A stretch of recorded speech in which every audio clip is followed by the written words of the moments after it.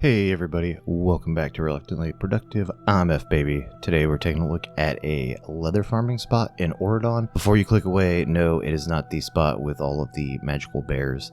This is in Glister Vale. It is not really easy to find on the map. It is technically a location, but anyway, it is up here in this corner. You can see a little tunnel. You're going to kill everything in this tunnel. There's some bats there dropping leather, obviously. Go ahead and harvest the nodes that come in through this tunnel. And then once you get out into Glister Vale proper, we are just going to be running the shortest little loop of respawning wolves. It is the boringest leather farming route of them all. It's even more boring than the harpies in Rivenspire, but this is a good place to farm this leather because the wolves respawn so fast, because they're easy wolves. I don't know if there's a term or if the game has a mechanic for having things permanently de-leveled that don't scale with you, but it feels like these wolves do not. They're kind of like the wolves in the starter zones. And so you can really blow through them very quickly.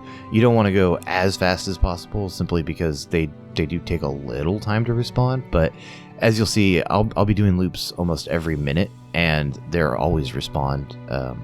The other thing you'll notice is that there's nobody here. I believe this little area is for a quest in Oron. I don't remember which one. It's been a really long time since I've done all the quests. On a side note, I am actually thinking about starting a series of doing all the quests in the game, because at a certain point I am going to run out of farming routes to show you guys, because not every farming route is worth doing, and I don't feel like it's great content to be like, whoa, well technically this is the best one, but you guys shouldn't do this because, you know, there are better routes. Anyway, no one will be here. I think in this video I see maybe one person and he's doing the quest. The other nice little benefit about this route is there is a treasure chest if that's something you're interested in, and a thieves trove, which can be nice. You can get some decent treasure maps out of there. But otherwise, you're just going to run this on a loop until you are either so bored that your hands fall off, or you have gotten whatever your goal of leather is. Speaking of future content, I also plan on doing a video where I put my money where my mouth is and actually do a compilation of me farming all the routes that I have put up. I'm working on that right now. I don't want to promise when it'll be out, but kind of one of those things to prove that I'm not just saying, oh, do this and you'll make money. Like, you actually will, in fact, make money. But yeah, this is a pretty simple and straightforward route, so this is the end of the farming instructions, if you want to call it that. If you're going to click off here, thanks. Otherwise, you can click to the end of the video and check out the final totals that I did. I think I ran for 15 minutes or so. This video's book is going to be The God of Endings by Jacqueline Holland. It tells the story of Anna, who is born in the 1800s, and her family dies in a tuberculosis outbreak. She is spared by her quote-unquote grandfather, who is a vampire. He turns her into a vampire, and she spends most of the book not appreciating that. She really hates the fact that she is a vampire. The book explains why and how this is true, and it follows her both on a contemporary timeline in contemporary. The main story, the quote-unquote present-day story, takes place in 1984, and it follows her as she runs a elite preschool for rich people, and she even makes comment on, of course it's for rich people, because only rich people want their little 4-year-olds to learn art and French. And then the second half of the story, and it's not divided into halves, it's every other chapter, but the other parts of the story are basically her life from the time she turned all the way to the time that she basically decides to open this school to go to New York. And so it is a very interesting tale. It kind of has like a Forrest Gump-esque quality, like she happens to be somewhere when World War II starts, etc. But it's not one of those things where she actually influenced historical events. She's just seeing them from the perspective of somebody who can't die. The writing is incredible. I actually think that the prose in this book is much better than the story. The story gets a little long in the tooth. It feels as though it could have been tightened up, and I'm not a professional author, so I don't know who the fuck I am to really say that, like, oh, maybe they should have trimmed this down, maybe they should have cut it out. But I often found the story kind of being like, okay, yeah, and then she feels bad for herself. Got it. Let me guess, this ends terribly, because of course it does. This is always how her stories end. They always end terribly.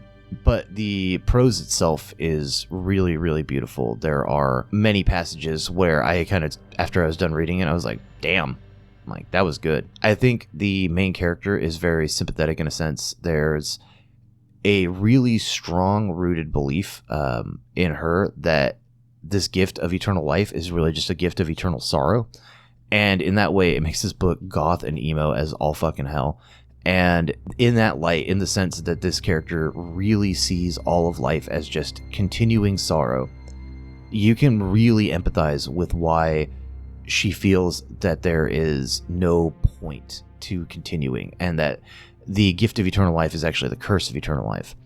You can also see how she kind of changes her mind on that in the present day. It takes about, 150 some odd years for her to really come around and decide that this is a life worth having. But it is interesting. It's a non-romantic love story, not love story, a non-romantic vampire story, and that's kind of what attracted me to it in the first place. I'll be the first to admit I'm not a big fan of the 2000s YA explosion of vampires. I wasn't a Twilight fan. I'm not.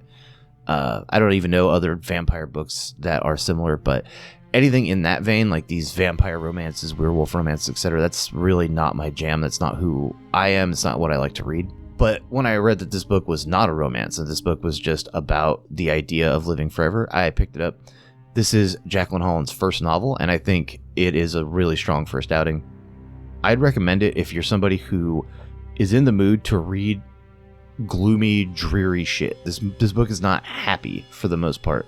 There are moments of happiness, and the ending, I suppose, is a happy ending. But overall, the book is not necessarily a fun time, oh, I love my Saturdays, and so I'm just going to read this book. This is oh man, it is still gloomy outside, because it always is, and I just want to read something that matches that. I don't know what the word cozy means in literature for the most part. I feel like it describes 300 different things. I wouldn't call this book cozy, but I would call it good. So I recommend picking it up. It is a little bit longer. It's 400 some odd pages, but it's worth it in my opinion. I think if you read this, you'll be happy. Like I said, I think the writing is better than the actual story. And in my opinion, if you had to sacrifice one or the other, that's the better way to go. It's hard to tell a brand new story, but it's easy to tell the same old story with really shitty writing, I guess, or easier in my opinion. But that's just me. Anyway, we're at the end of our route. As you can see, we gathered pretty much nothing but leather. Like you saw, it is the boringest route in the world, but it is effective. Almost nobody will be here. You can farm to your heart's content, or until your brain turns off and you just, go into a coma from doing this boring ass route. Anyway, thanks for watching. Don't forget to like and subscribe. Leave me a comment if you have other leather routes you want to talk about, or if you're looking for something specific. And that's it for me. I'll catch you guys next time. See ya.